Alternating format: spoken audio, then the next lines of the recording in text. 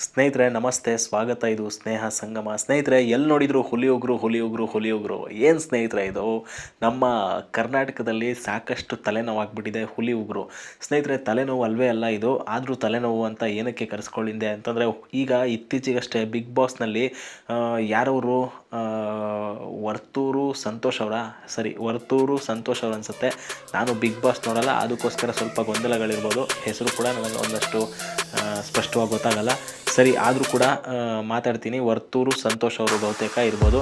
ಅವರ ಒಂದು ಹುಲಿ ಉಗ್ರು ಧರಿಸಿರುವಂಥ ಒಂದು ಪ್ರಕರಣ ಇದು. ಅವರನ್ನು ಬಂಧನ ಮಾಡಿದ್ದಾರೆ. ಹೌದು, ಖಂಡಿತ ಅವ್ರನ್ನ ಬಂಧಿಸಿದ್ದಾರೆ. ಪೊಲೀಸ್ನವರು ವಿಚಾರಣೆಗೊಳಪಡಿಸಿದ್ದಾರೆ. ಸ್ನೇಹಿತರೆ, ನಾನೇನು ಹೇಳೋದು ಅಂತಂದರೆ, ಹುಲಿ ಉಗ್ರು ನೀವು ಧರಿಸ್ಕೊಬೇಕು ಅಂತಂದರೆ ನಿಮಗೆ ಅರ್ಹತೆ ಇದೆಯಾ?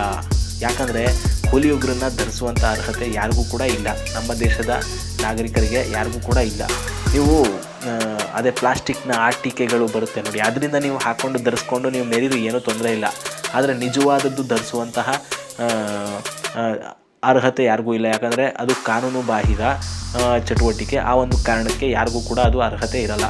ಇನ್ನೂ ಒಂದು, ಹುಲಿ ಉಗ್ರು ಏನು ಅಂತಂದರೆ ಅದು ತುಂಬ ಬೆಲೆ ಬಾಳುತ್ತೆ.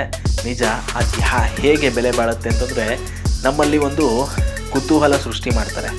ಏನು ಅಂತಂದರೆ, ಹುಲಿಯ ಚರ್ಮಗಳನ್ನು ತಂದು ಮಾರಾಟ ಮಾಡುವಂಥದ್ದು, ಆಮೇಲೆ ಹುಲಿಯ ಉಗುರುಗಳು, ಆಮೇಲೆ ಇದು ಹುಲಿದು ಅಂತ ಅಂದ್ಬಿಟ್ಟು ಕೆಲವೊಂದಷ್ಟು ನಿಜವಾದ ಹುಲಿ ಅಂತಲೇ ಚರ್ಮ ಕಾಣುತ್ತೆ, ಆದರೆ ನಿಜವಾದ ಹುಲಿಯ ಚರ್ಮ ಅಲ್ಲ ಅಂಥದ್ದನ್ನು ಕೂಡ ಮಾಡ್ತಾರೆ. ಆದರೆ ನಾನೇನು ಹೇಳೋದು ಅಂತಂದರೆ, ಉಗುರು ಕೂಡ ಅಷ್ಟೇ, ನಿಜವಾದ ಹುಲಿ ಉಗುರು ಇರಲ್ಲ, ಆದರೆ ಅದು ಆ ರೀತಿ ತಯಾರಿಸ್ತಾರೆ. ಅದು ಹೋಲಿಕೆ ಆಗುತ್ತೆ, ಹುಲಿ ಉಗುರಿಗೆ ಹೋಲಿಕೆ ಆಗುತ್ತೆ. ಅದು ಕೂಡ ಖಂಡಿತ ಅದು ಕೂಡ ಮಾಡಿ ತಯಾರಿಸಿ ಮಾರಾಟ ಮಾಡ್ತಿರ್ತಾರೆ. ಅಂಥದ್ದನ್ನು ಕೂಡ ನೀವು ಬಳಸ್ಬೋದು. ಆದರೆ ಅದನ್ನು ಕಂಡುಹಿಡಿಯೋಕ್ಕಾಗಲ್ಲ. ನಿಜವಾದ ಹುಲಿ ಉಗುರು ಅಂತಲೇ ಅದು ಕೂಡ ಕಾಣುತ್ತೆ, ಅದೇ ರೀತಿಯೇ ಇರುತ್ತೆ. ಆ ರೀತಿ ಬಳಸಿರ್ಬೋದು ಹೆಸರಾಂತ ನಟರು. ದರ್ಶನ್ ಅವರು ಕೂಡ ಇರ್ಬೋದು, ಆಮೇಲೆ ಒಂದಷ್ಟು ನಟರು, ಉದಾಹರಣೆಗೆ ಅವರ ಸಿನಿಮಾಗಳಲ್ಲಿ ಬಳಸುವಂಥದ್ದು ಹುಲಿ ಉಗುರುಗಳು ಇರ್ಬೋದು. ಅದೆಲ್ಲ ನಿಜವಾದದ್ದಾಗಿರಲ್ಲ. ಈಗ ದರ್ಶನ್ ಅವ್ರ ಮೇಲೂ ಎತ್ತು ಕಟ್ತಿದ್ದಾರೆ, ಆಮೇಲೆ ಇನ್ನು ಬೇರೆ ಬೇರೆ ನಟರ ಮೇಲೆಲ್ಲ ಎತ್ತು ಕಟ್ತಿದ್ದಾರೆ. ಇವರೆಲ್ಲ ಬಳಸಿದ್ರು ಅಂತ ಸಿನಿಮಾ ಚಿತ್ರೀಕರಣಕ್ಕೆ ಬಳಸಿರ್ತಾರೆ ಕಣ್ರಿ ಅವರು. ಯಾವುದೇ ಕಾರಣಕ್ಕೂ ಏನು ವೈಯಕ್ತಿಕವಾಗಿ ಏನಾದರೂ ಅವ್ರು ಹಾಕ್ಕೊಂಡಿರ್ತಾರೆ ಅಂತಂದರೆ, ಒಂದಷ್ಟು ಉಡುಗೊರೆ ಬಂದಾಗ ಅವರು ಕೂಡ ಹಾಕ್ಕೊಂಡಿರ್ತಾರೆ. ಹೌದು, ಅದು ಕೂಡ ನೀವು ತನಿಖೆಗೆ ಒಳಪಡಿಸಿ ಅವರು ಕೂಡ ತಪ್ಪಿತಸ್ಥರಾಗಿದ್ದರೆ ಅವ್ರನ್ನೂ ಕೂಡ ಬಂಧಿಸ್ಬೋದು. ಅಥವಾ ವಿಚಾರಣೆ ಆದ ನಂತರ ಅವ್ರನ್ನ ಪ್ರಕರಣ ಸಂಪೂರ್ಣವಾಗಿ ಸರಿಪಡಿಸಿ ಸ್ಪಷ್ಟವಾಗಿ ನಿಖರವಾಗಿ ಮಾಹಿತಿಗಳನ್ನು ಪಡೆದು ಪೊಲೀಸ್ನವರು, ಅರಣ್ಯ ಇಲಾಖೆ ಪೊಲೀಸ್ನವರು ಅವರನ್ನು ಬಂಧಿಸ್ಬೋದು. ಕಾನೂನು ಬಾಹಿರ ಚಟುವಟಿಕೆಗಳು ಯಾರೇ ಮಾಡಿದರೂ ಕೂಡ ನಮ್ಮ ದೇಶದಲ್ಲಿ ಅವ್ರಿಗೆ ಶಿಕ್ಷೆ ಆಗಲೇಬೇಕು. ಆಮೇಲೆ ಹುಲಿ ಉಗ್ರು ಪ್ರಕರಣ ಏನು ಅಂತಂದರೆ, ಹುಲಿ ಉಗ್ರಿಗೆ ತನ್ನದೇ ಆದ ಸ್ಥಾನಮಾನ ಇದೆ. ಏನು ಸ್ಥಾನಮಾನ ಅಂತಂದರೆ, ಹುಲಿ ಉಗ್ರನ್ನ ಬಿಟ್ಬಿಡಿ, ಹುಲಿ ಅನ್ನೋದು ನಮ್ಮ ರಾಷ್ಟ್ರೀಯ ಪ್ರಾಣಿ. ಆಗಿದ್ಮೇಲೆ ರಾಷ್ಟ್ರೀಯ ಪ್ರಾಣಿಯ ಹುಲಿಯಾಗಿದ್ಮೇಲೆ ಹುಲಿಯ ಉಗ್ರನ್ನೇ ನಾವು ಈ ರೀತಿ ಬಳಸೋದು ತಪ್ಪಾಗ್ಬಿಡುತ್ತೆ. ಅಂದರೆ ನಮ್ಮ ರಾಷ್ಟ್ರಕ್ಕೆ ಅವಮಾನ ಅದು ಅಲ್ವಾ? ನಮ್ಮ ರಾಷ್ಟ್ರಕ್ಕೆ ಅವಮಾನ ಮಾಡ್ದಂಗೆ.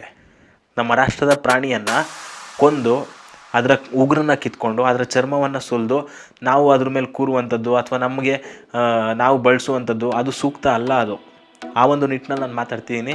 ಸ್ನೇಹಿತರೆ ನೋಡಿ, ಯಾವತ್ತೇ ಆದರೂ ಕೂಡ ಅಷ್ಟೇ, ನಮ್ಮ ರಾಷ್ಟ್ರಕ್ಕೆ, ನಮ್ಮ ದೇಶಕ್ಕೆ ಅವಮಾನಕರ ಆಗುವಂತಹ ವಿಷಯಗಳು, ಕಾನೂನು ಬಾಹಿರ ಚಟುವಟಿಕೆಗಳು, ನಿಯಮ ಉಲ್ಲಂಘನೆಗಳು ಯಾವುದೇ ಕೂಡ ಮಾಡಬೇಕಾದ್ರೂ ಎಚ್ಚರ ವಹಿಸಬೇಕು.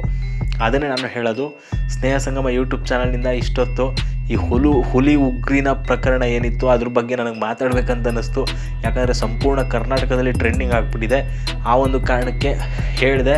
ಯಾವುದೇ ಕಾರಣಕ್ಕೂ ಕೂಡ ನೀವು ತಪ್ಪು ತಿಳ್ಕೊಂಬೇಡಿ. ನಿಮ್ಮ ಸ್ನೇಹಿತರೊಟ್ಟಿಗೆ ಈ ಒಂದು ಮಾಹಿತಿಯನ್ನು ಹಂಚ್ಕೊಳ್ಳಿ. ಜೈ ಕರ್ನಾಟಕ ಮತ್ತು ಸ್ನೇಹ ಸಂಗಮ ಯೂಟ್ಯೂಬ್ ಚಾನಲ್ ಇದೆ, ಬೆಂಬಲಿಸಿ. ಹತ್ತತ್ರ 500 ಸಬ್ಸ್ಕ್ರಿಪ್ಷನ್ ಆಗ್ತಿದೆ. ದಯವಿಟ್ಟು ಬೆಂಬಲಿಸಿ. ಯಾರು ವ್ಯೂವರ್ಸ್ ಇದ್ದೀರಿ, ಸಬ್ಸ್ಕ್ರೈಬ್ ಮಾಡ್ದೇ ಓಡೋಗ್ತಿದ್ದೀರಿ, ನೀವು ಹಂಗೆಲ್ಲ ಮಾಡೋಕ್ಕೆ ಹೋಗಬೇಡಿ. ಸಬ್ಸ್ಕ್ರೈಬ್ ಮಾಡಿರಿ, ಉಚಿತ. ಇಲ್ಲಿ ಯಾವುದೇ ನಿಮಗೆ ಜಾಯ್ನು ಆಮೇಲೆ ಪೇಯ್ಡು ಏನೂ ಕೂಡ ಇಲ್ಲ ಇಲ್ಲಿ, ಸರಿನಾ? ಸರಿ, ಜೈ ಕರ್ನಾಟಕ ಮಾತೆ. ಧನ್ಯವಾದ. ಜೈ ಕರ್ನಾಟಕ ಮಾತೆ, ಜೈ ಕರ್ನಾಟಕ ಮಾತೆ, ಜೈ ಕರ್ನಾಟಕ ಮಾತೆ.